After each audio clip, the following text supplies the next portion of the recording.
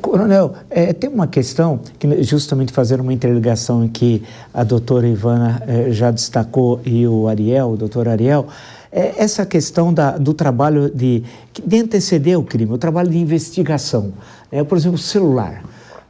Aí vamos voltar àquilo que nós tínhamos falado, que a doutora lembrou da aliança, né? Você não poder falar num celular na rua é inacreditável. Você demorou para comprar, pagou em prestação, paga todos os seus impostos, mas aí alguém fala, é perigoso, não use o celular. A Avenida Paulista é o caso clássico para isso. Eu também já fui roubado o celular, vamos só lembrar que roubaram o celular, na Avenida Angélica. Então, eu pergunto ao senhor, se rouba o celular porque tem o receptador, voltamos àquela questão, e há toda uma indústria em torno disso. Por que não há um trabalho de inteligência que é mais difícil pegar o assalto, presumo eu, sou ignorante nessa questão, é mais difícil pegar o assaltante do celular, é mais fácil buscar o receptador, porque se não tem o receptador fica mais difícil o trabalho do assaltante, porque ele vai vender para quem? Por que nós nunca chegamos, isso em geral, aos receptadores? Um problema é a investigação. Outra questão é que tem-se a impressão que há um grande crime organizado por trás disso aí. Na verdade, são várias quadrilhas que estão mexendo com isso. Tem até aquela mãezinha aí que estava patrocinando o ladrão que matou o ciclista lá, né? Terrível. Eu tenho uma visão um pouco diferente do que até foi falado aqui. Nós registramos por ano no Estado de São Paulo cerca de 3 milhões de boletins de ocorrência criminais. Tem um monte de boletins de outras questões. 3 criminais. Uma vez falando com o chefe do Centro de Inteligência da PM, quanto disso aí está vinculado ao crime organizado? Ele falou, talvez 5%, se tanto. Então, 95% não tem nada a ver com crime organizado. O crime organizado é perigoso, está presente, ameaça instituições, corrompe terrivelmente, tudo bem. O inferno que nós temos, inclusive da sensação de insegurança, é o crime desorganizado. Esse moleque que está roubando aliança, não, o PCC está vendendo cocaína na Europa por $40 mil, que ele comprou por 5 mil na Bolívia. Não está preocupado com aliança. Sim. Pode ter alguém da cooperativa PCC. Tem carteirinha do PCC. Tem isso também, né? Mas o crime desorganizado, já há proposta, inclusive, de alguns governadores, junto ao Legislativo Federal, de tratar do criminoso que reitera a sua... Ele ainda é primário, não foi condenado. Aquele que de vez em quando fala na imprensa, aí na nossa televisão, fulano com 80 passagens. Sim. Parece que passou numa catraca da delegacia, né? Um caso de Minas, mais de 100 passagens. Ele foi preso em flagrante, foi até a juiz, coitadinho. Como diz o outro, roubou um celular para tomar uma cervejinha, sei lá, não é o caso, né, de punir já, enfim. Isso acaba sendo um incentivo, a ideia de impunidade. Eu fui, como muitos já foram, lá para Portugal no ano passado, e na Espanha, você sai 1h da manhã, não passa pela cabeça da gente ser assaltado, porque você não vai ser assaltado, né? Claro, tem questão de cultura e tudo mais, mas nós estamos no âmbito, numa animação criminosa tão intensa que ninguém sabe mais por onde pegar. Evidentemente que a reiteração criminosa, o sujeito que rouba 2, 3, 10, 20 vezes, precisa de ser brecado em algum momento. Não é o caso, como aconteceu, acho que na Califórnia, a terceira vez você vai pegar 30 anos. Não interessa qual é o tipo de crime. Foi uma solução de um estado nos Estados Unidos. Mas alguma dessas medidas tem que ser tomada para a redução dessa questão da impunidade. Um problema sério, que não tem como resolver, infelizmente, mais, é, naturalmente, a disseminação de arma de fogo. Então, qualquer Zé Mané, como se diz, né, popularmente, qualquer moleque pobre está com um revólver na mão, ou uma pistola. Um acesso à arma, e isso, naturalmente, acaba incrementando o grau de violência que a gente experimenta. Os homicídios, a gente conhece pouca pessoa no nosso relacionamento que foi vítima de homicídio, né?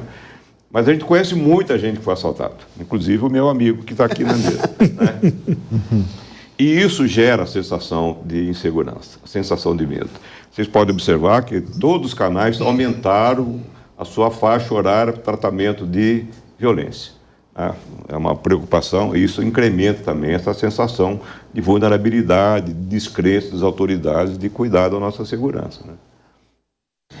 Agora, doutor Ivan, eu até estava conversando com a senhora antes da gente começar o nosso programa. Eu acompanho alguns países da América Latina, assim, diariamente, porque durante uma década de aula de História da América Latina, eu acompanho especialmente o México, porque eu estudei lá, gosto de lá.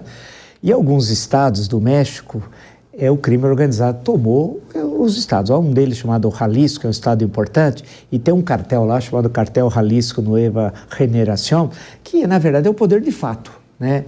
Ali tem até campos de extermínio e fornos crematórios. É um negócio assim inacreditável. Então o temor que eu fico imaginando, não quero fazer nenhum terrorismo, é o que pode ocorrer daqui mais uma década, 2 décadas, se nós não enfrentarmos seriamente essa questão. Então, indo ao Poder Judiciário, que no fim acaba sempre chegando lá. Essa questão que envolve a legislação. Volto à questão da legislação que eu tinha colocado à senhora. Alguns estimam que a legislação, foi lembrada a questão da Califórnia pelo coronel José Vicente, não vou lembrar a legislação islâmica aqui também, longe disso, né? Mas como é que fica isso que a senhora falou? Há uma série de brechas legais, condenada a 10 anos, tá, tudo bem. Porém, 2 anos, 1 ano e meio sai. Como é que a gente pode resolver? Não no sentido também punitivo, não vai ter... Mas aí entraria, fazia um diálogo com o Ariel. Como fazer com que essa pessoa saia diferente do que quando entrou? Que afinal o sistema penal tem esse objetivo, que é ressocializar, é esse o objetivo, não é da vingança ou da pena em si, mas de transformá-lo em um cidadão. Como é que nós temos de enfrentar isso, essa questão? Pois é, professor, o Brasil é signatário de várias convenções internacionais. Palermo, Viena, ONU, Roma. E o grande desafio, quando um país se torna signatário de convenções internacionais, por exemplo, de combate à corrupção, lavagem de dinheiro, combate ao narcotráfico, é exatamente políticas públicas de prevenção a esse tipo de criminalidade. Que aqui, eu, pelo menos, com todo o meu otimismo, meu copo está sempre pela metade. Sempre cheio. Sim, a metade para cima.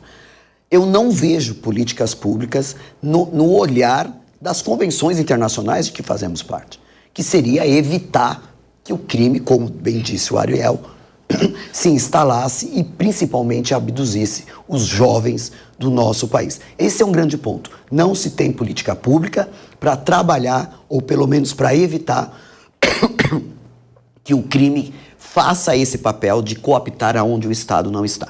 Esse é um ponto importante. Hoje, quando a gente fala de legislação, o Brasil é signatário das convenções em 2002.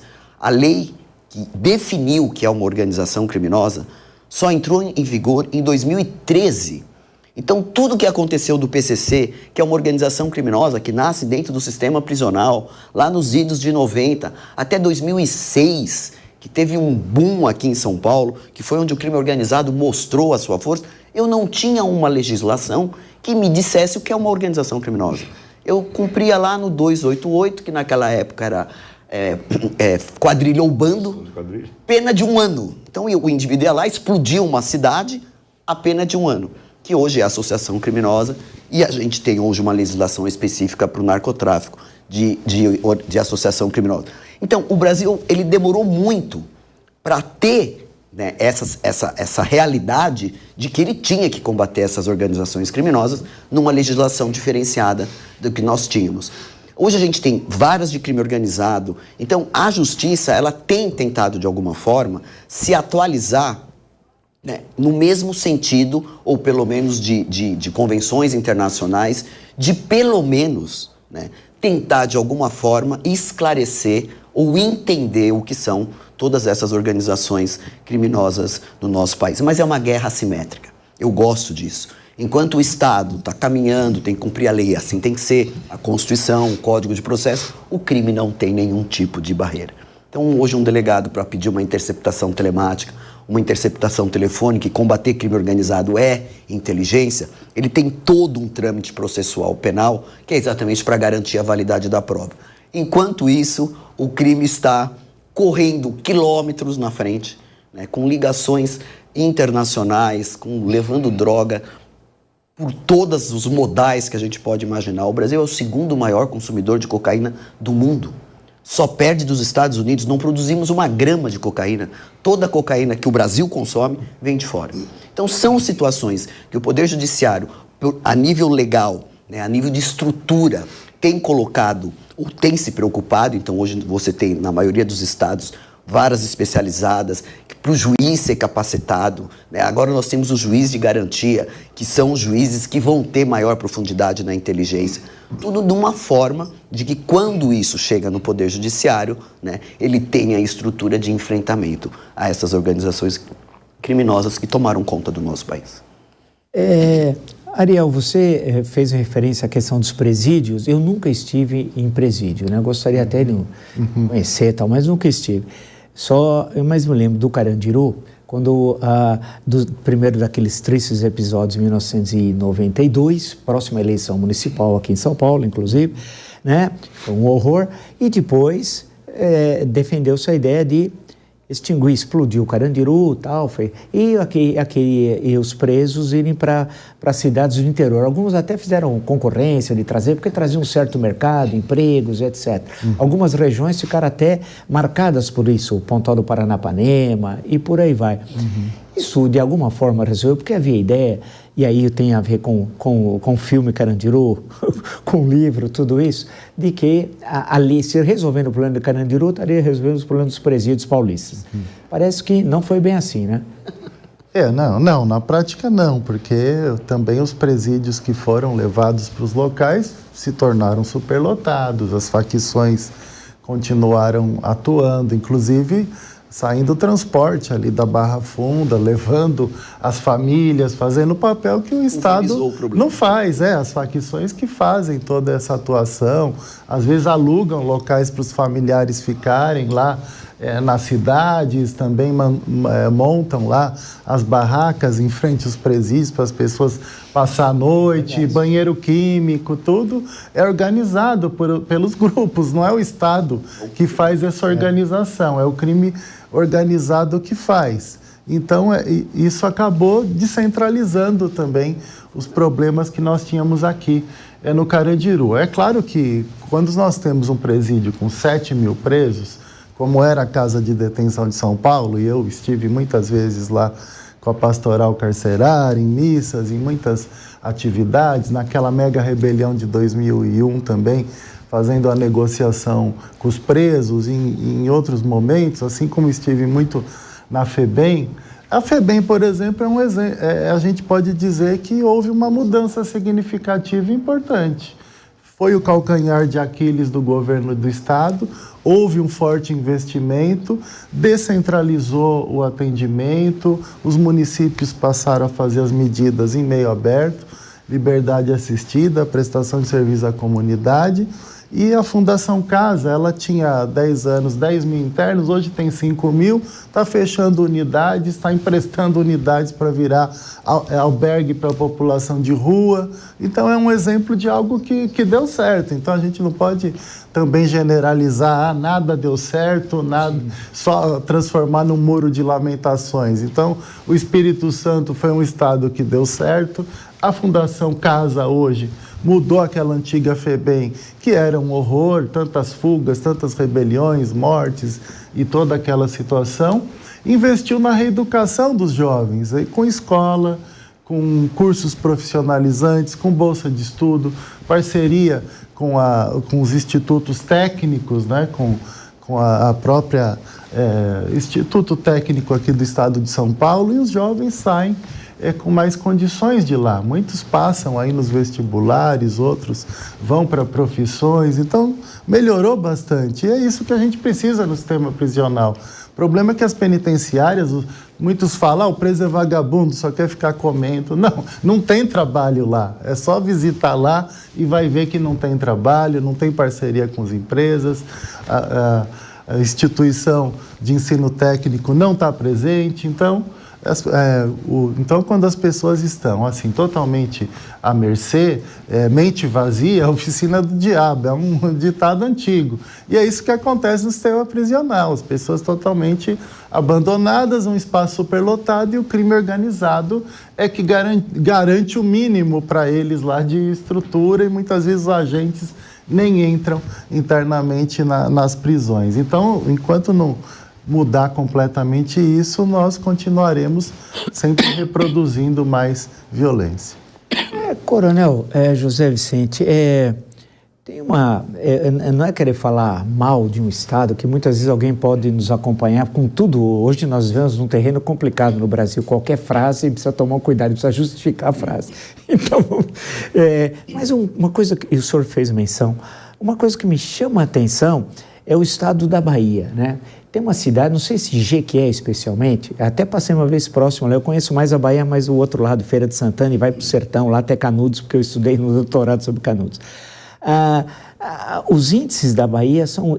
porque há uma continuidade de governos, então não há uma mudança de alguém falar assim, não, entrou o governo A, o governo B, e aí mudou a política de segurança pública. Não, são 20 anos presumo, da mesma visão de mundo, porque afinal mesmo o partido político, e nada questionando aquele partido político, não é nada disso. Estou fazendo é só para falar o que acontece em alguns estados que tem esses índices tão ruins como, por exemplo, o da Bahia. A Bahia é um desastre. A Bahia e Amapá, no meu entendimento, devia sofrer uma intervenção federal. O grau de violência, inclusive praticado pelas polícias desses locais, é de uma estupidez absurda. E a Bahia, curiosamente, doutora Ivana, é o estado que tem o menor índice de presos do país, inclusive proporcional à população. Bahia prende pouco e mata muito, uma coisa inacreditável. E nós temos uma sucessão de governos que não souberam lidar com o problema. E detalhe curioso, não é só o governo, também secretário da Segurança incompetentes para gerir o aparato policial. E todos eles delegados da Polícia Federal. Os delegados de Polícia Federal são ótimos para fazer investigação, ninguém investiga tão bem como eles, mas gestão não é o forte deles. E também as nuances do policiamento também não faz parte da experiência de conhecimento deles. Então, esse é um dos problemas. Mas não é só Bahia, Sergipe está ali do lado, também tem um problema dramático de violência da polícia. O estado de Pernambuco tem uma sobrecarga de presos, tem o dobro, aqui nós temos 30% a mais, que é o tolerável, até pelo Conselho Penitenciário Nacional. Na Pernambuco tem o dobro dos presos, das vagas. Então, a Bahia está numa situação tormentosa, realmente. E curiosamente, como você se imagina, bom, o que o Brasil, a partir do Ministério da Justiça, poderia fazer para acudir esses estados que vão mal? A Inglaterra faz isso. Até os Estados Unidos faz intervenção em algumas polícias. Já tem histórico disso. Não são frequentes, mas existe. Porque é intolerável que o governo tenha alguns controles, como o próprio Fundo Nacional de Segurança Pública, admita que um estado tenha 30%, 50% das mortes do estado produzidas pela polícia. Então, quando nós falamos, a doutora Ivana mencionou bem aí, o governo federal pode estabelecer limites, estabelecer regras, estabelecer capacitações, alguns fundamentos importantes para a gestão do aparato policial. Não há dúvida de que uma boa gestão desse aparato policial pode ser decisivo na redução da violência dos estados. Isso não está acontecendo na Bahia, infelizmente, e em alguns outros estados também. Bem, eu tenho sempre me avisam sobre o tempo. Eu até brinquei antes de nós começarmos, como um certo presidente usou uma camiseta chamada "O Tempo é o Senhor da Razão". É bom lembrar que é um trecho de um poema francês, não é dele. Mas, vamos agora, eu acho que todos que acompanharam aqui a nossa conversa de hoje viu quão importante é a discussão de segurança pública. E o nosso objetivo central aqui foi evitar o senso comum, apresentar soluções fáceis para problemas complexos. Nós nunca vamos resolver nenhum problema, muito menos da segurança pública, que no mínimo nas últimas 4 décadas é um tema muito importante nas eleições, no dia a dia, no nosso cotidiano. E a gente se sente, como foi tanto falado aqui, extremamente seguro. Eu duvido que alguém se sinta seguro ao sair na rua ou a chegar em casa e saber o que pode ter acontecido na sua casa. E isso é um retrato do Brasil e é mais grave em alguns estados.